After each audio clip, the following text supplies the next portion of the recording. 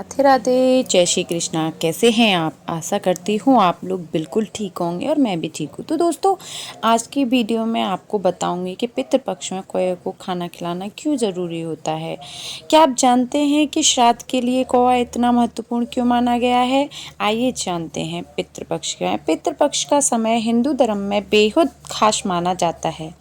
इस दौरान पूर्वजों की आत्मा की शांति के लिए श्राद्ध और तर्पण किए जाते हैं। मान्यता है कि पितरों की आत्मा इस समय धरती पर आती है और अपने वंशजनों से तर्पण व भोजन ग्रहण कर संतुष्ट होती हैं।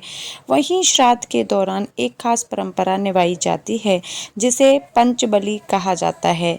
इसमें 5 जगह भोजन के अंश निकाले जाते हैं। गाय, कुत्ता, कौवा, देवता और चींटियों के लिए इसमें से सबसे अहम भूमिका कौए की होती है, जिसे पितरों का दूत माना जाता है। लेकिन क्या आप जानते हैं कि श्राद्ध के लिए कौआ इतना महत्वपूर्ण क्यों माना गया है? आइए जानते हैं। कौआ जरूरी है श्राद्ध में, कौए की भूमिका मैं आपको यहाँ बताऊंगी। धार्मिक मान्यता के अनुसार कौआ श्राद्ध का सबसे महत्वपूर्ण हिस्सा है। शास्त्र के अनुसार कौआ पितरों का दूत माना जाता है।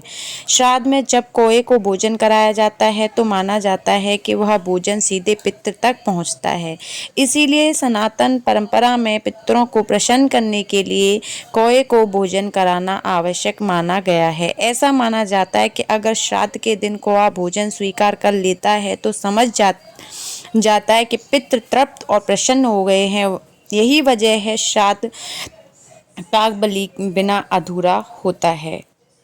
तो धार्मिक मान्यता क्या है? पौराणिक मान्यता के अनुसार पहले जब हम श्राद्ध होता था तो लोग भोजन कराने के बाद बचा हुआ भोजन घर से बाहर खुले स्थान पर रख देते थे। वह कौवा, कुत्ता और अन्य जीव आकर उसे भोजन खाते थे। इसके बाद स्थान को साफ कर दिया जाता था। ऐसा माना जाता कि इन जीवों को भोजन कराने से पितृ भी तृप्त होते हैं। पौराणिक कथा में भी कौए को विशेष उल्लेख मिलता है और कहा जाता है कि काग भुसंडी का रूप भी कौए का ही होता है। जब ब्रह्मा जी ने उसे अपना काला रूप बदलने से कहा तो उन्होंने मना कर दिया और अपने स्वरूप को ही सही बताया। तो ये जो शकुन शास्त्र हैं उन्होंने भी कुछ महत्व बताए हैं।